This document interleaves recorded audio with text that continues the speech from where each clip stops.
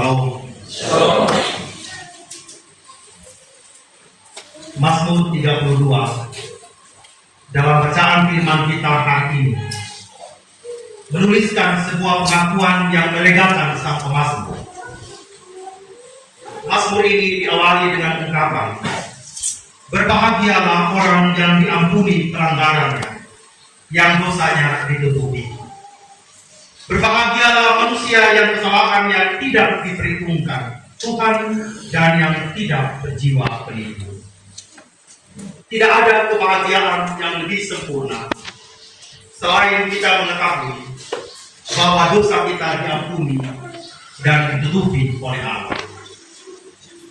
Pemazmur mengungkapkan betapa ia sungguh bergembira dan bersukacita oleh karena kesalahan itu tidak diperhitungkan Tuhan. Bukan karena Allah meremehkan kesalahan yang dilakukan, tetapi pada akhirnya Allah sendiri yang manggil saya dan saudara-saudara sekalian untuk menikmati kuasa kasih Allah melalui penebusan dan pengampunan yang diberikan kepada kita. Pemazmur ada dalam sebuah kesadaran bahwa sungguhnya hidup yang penuh dengan anugerah bukanlah kehidupan yang tidak pernah gagal atau terlepas dari dosa dan persoalan. Sebaliknya, ini adalah kehidupan yang diampuni. Kehidupan yang mengetahui apa artinya menerima kasih karunia dari Tuhan setelah suatu saat terjatuh di dalam dosa.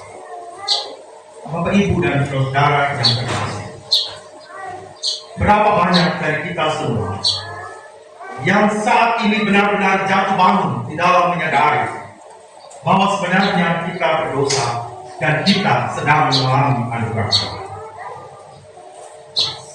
Rasa bersalah, rasa malu mungkin sedang menghantui seluruh perjalanan kehidupan kita atas kesalahan yang kita perbuat di hadapan Tuhan, baik itu yang tersembunyi maupun itu yang nyata.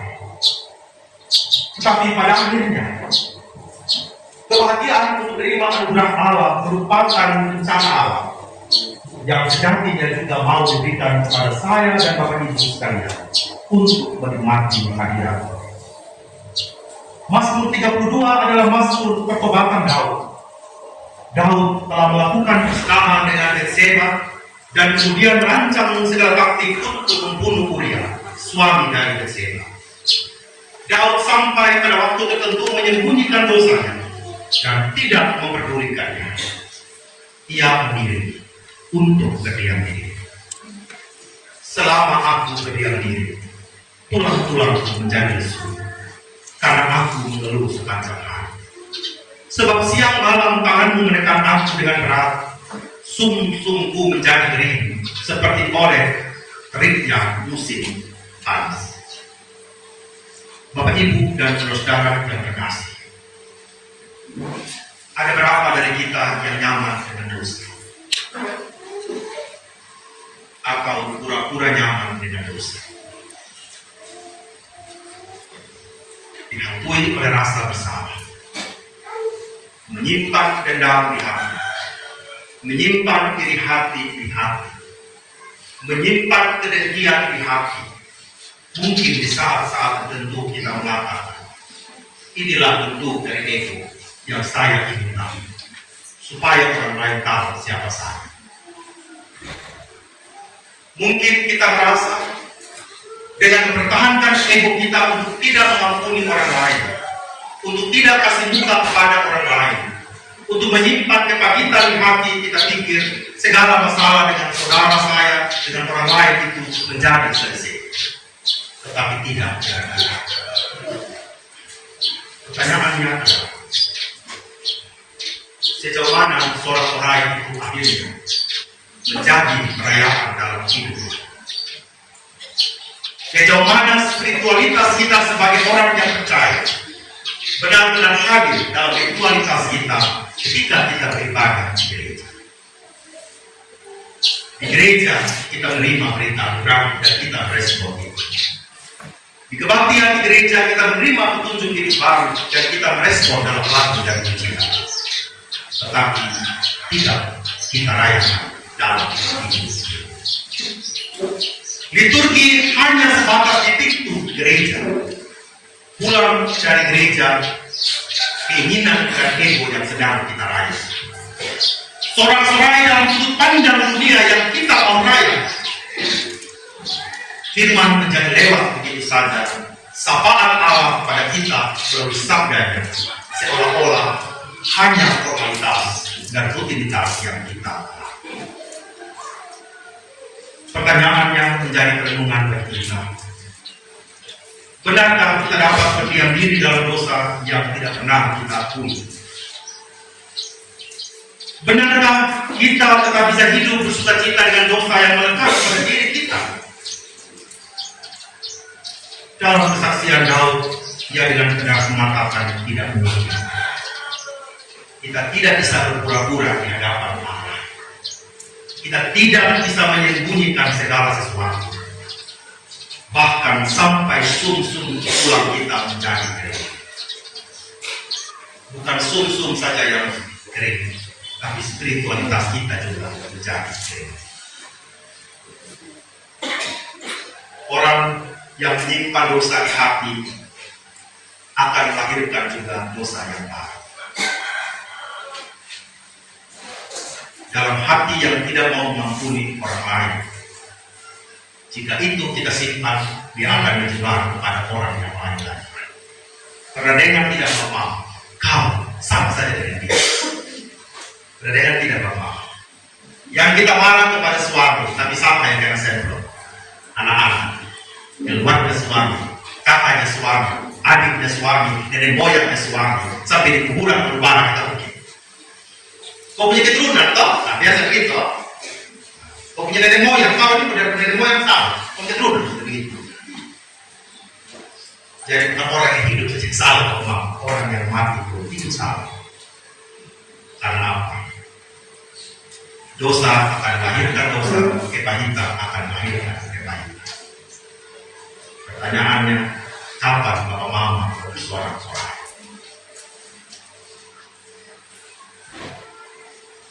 Daud beralih dari diam sendiri dan berdiam di hadapan Allah.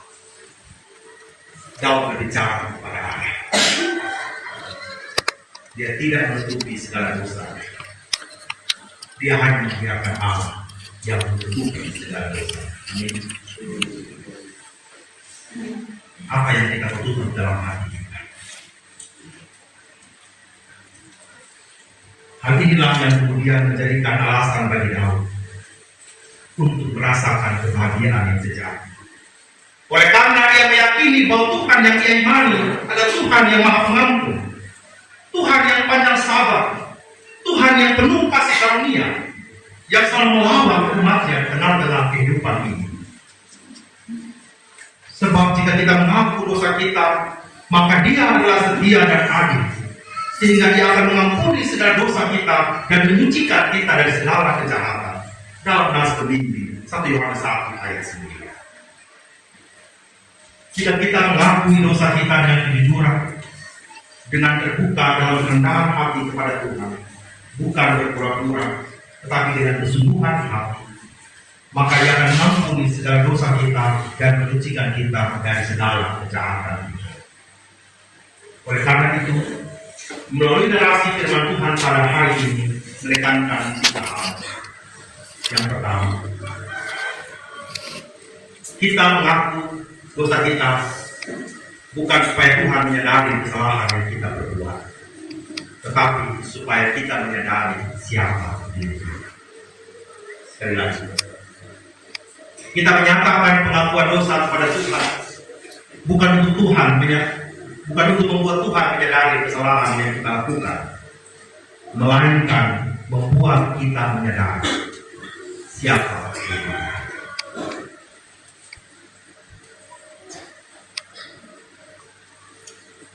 Kita adalah anak-anak Allah yang telah banyak menerima kasih karunia Tuhan, sekalipun juga banyak kekeliruan dalam hidup. Namun yang jelas, kita dapat mengetahui bahwa Tuhan mendengar pengakuan kita, dan ada sebuah kepastian bahwa pengakuan kita telah didengar dan diterima oleh Tuhan. Pengampunan mengikuti pengakuan yang tulus. Sudah menjadi sifat Tuhan untuk mengampuni perbuatan dosa kita. Jika itu berasal dari lubuk hati kita terdalam, kita akui dosa-dosa kita. Hal yang kedua, mendapatkan satu kepastian akan pengampunan dosa yang datang dari Tuhan. Bukan berarti kita diberi kebebasan untuk terus-menerus melakukan dosa.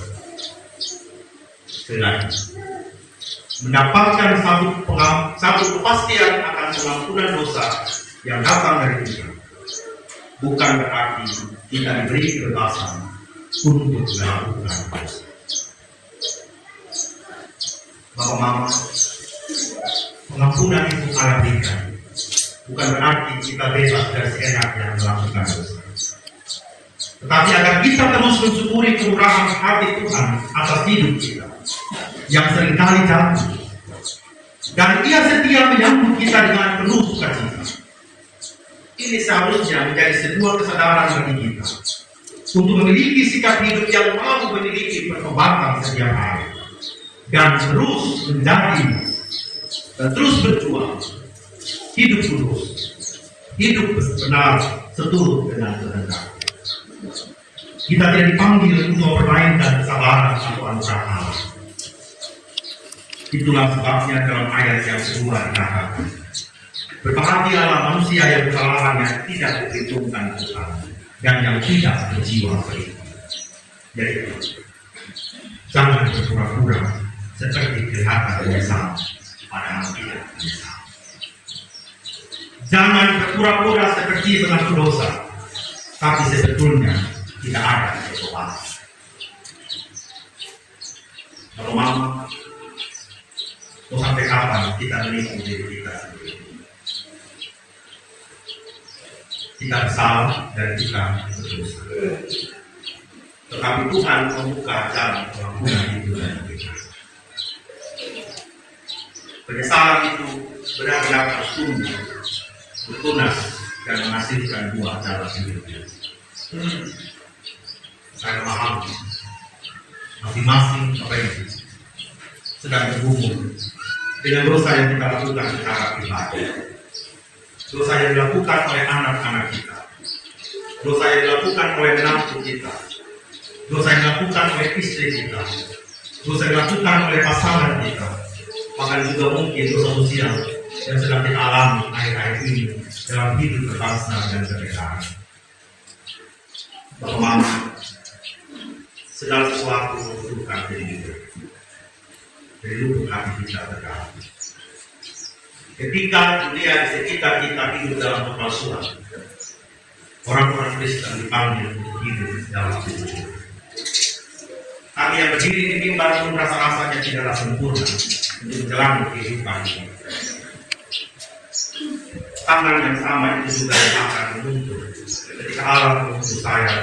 Tangan yang sama juga itu yang akan meluruskan jalan-jalan yang saya alami sebagai hamba.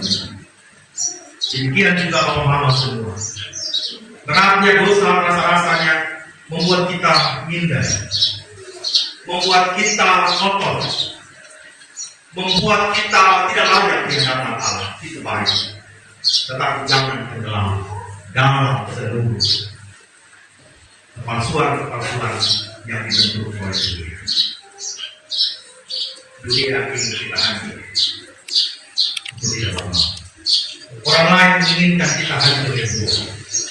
Musuh-musuh kita menginginkan kita hancur. Kuasa iblis juga ingin membuat iman kita lemah. Tetapi hanya Tuhan yang mau datang untuk memberikan kita harapan dan keselamatan. Dia tidak mau saya dan bapak mama ini hidup di dalam dosa dan kegelapan di dalam. Dan kita memakai tameng dan topeng dosa itu untuk tidak mau berubah di hadapan Allah. Selagi masih ada kesempatan bapak mari. Pintu kasih karunia itu terbuka dengan lebar. Meskipun kuasa iblis ingin menutup pintu itu. Jangan biarkan kuasa iblis menutup pintu itu. Biarlah kasih karunia Allah menentukan dan menguatkan kita untuk masuk dan melewati. Banyak kesakitan diderita orang fasik, tetapi orang yang percaya kepada Tuhan akan dikelilingi oleh kasih setia Tuhan.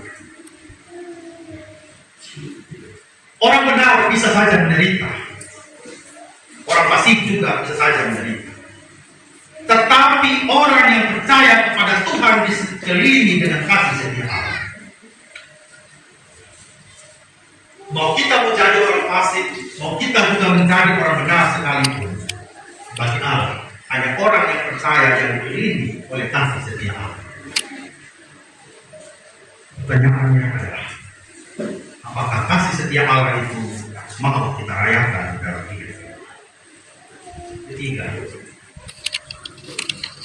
kita mengaku dosa dalam iman akan belas kasihan dan menabrak Allah. Jangan hal ini membuat kita seolah berhak melakukan dosa. Kita mengaku dosa dalam iman akan belas kasihan dan menabrak Allah.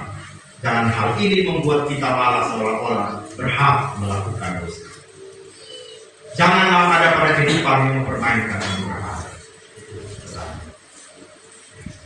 Karena Tuhan bebas untuk mengampuni kita dan kemudian kita katakan, gampang kok, saya salah, saya berat. Saya salah, saya berat. Bagi Tuhan itu kecilan, gampang. Tapi yang Tuhan mau, anugerah itu dia tidak mau kita itu main-main.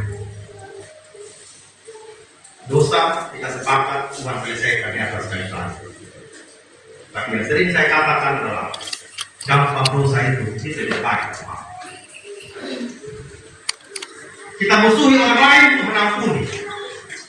Tapi kalau kamu punya tegas leher, tegas orang itu loh ya.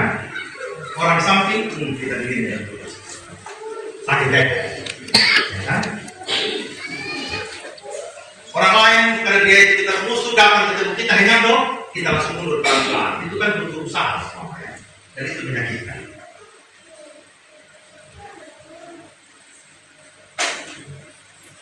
Orang lain bertepuk tangan, karena orang lain sukses, kita bilang gini, dia itu disolong dia tolong sendiri.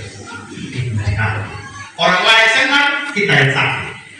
SMS, susah melihat orang senang, senang melihat orang susah. Karena apa? Karena ada dosa yang tak di hati. Ya. Orang ada senang bergembira, dia yang heboh di sana. Ini dari dia, ini dari saya. Nah, dari hati itu. Orang ada pesta, tembak api, dia juga ada tembak di api. Ya, hancur itu. Tidak kan dia. Ya kan? Coba lihat orang iri hati, orang yang dengki, orang yang bangga itu. Ketemu di mana, gua lupa. Orang ada lain, mari datang, mari. Dia bilang, kau sama saja dia kalau nabi. Nah, akhirnya apa? Semoga Allah itu tidak terjadi bagi dia.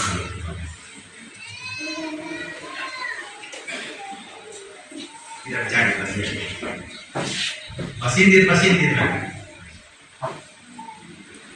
semoga kita lebih sangat semoga kita yang di ruangan ini benar-benar kita merayakan itu jadi tolong jangan dilihat yang pertama itu harus di luar sana ya. Mama ini minggu ini kita ada berbagi taman dari kita. Tolong konsep-konsep yang belum beneran ya. Setelah kita masih bagus ya. Kita bersama-sama satu saja. Bukan untuk berlomba. Tetapi kita sebenarnya mau merayakan anugerah Allah. Bagi diri kita. Pada akhirnya firman Tuhan mengingatkan kita bahwa hanya Tuhan yang dapat mengakhiri dosa. Akan setiap dosa-dosa yang kita lakukan. Hanya dengan keterbukaan dan jujur akan betapa banyaknya salah dan dosa kita di hadapan Tuhan yang membawa kita pada kelegaan dan kebahagiaan yang sejati. Keluarga yang membaptiskan anak yang sudah sibuk masuklah dalam kasih setia Allah. Bersukacita untuk mendidik anak-anak menjadi dewasa secara anak. Bersukacita juga menikmati masa muda karena sudah sibuk dan telah berjalan. Bahwa anugerah Allah itu menjadi milik kita yang tidak bisa ditukar. Amin.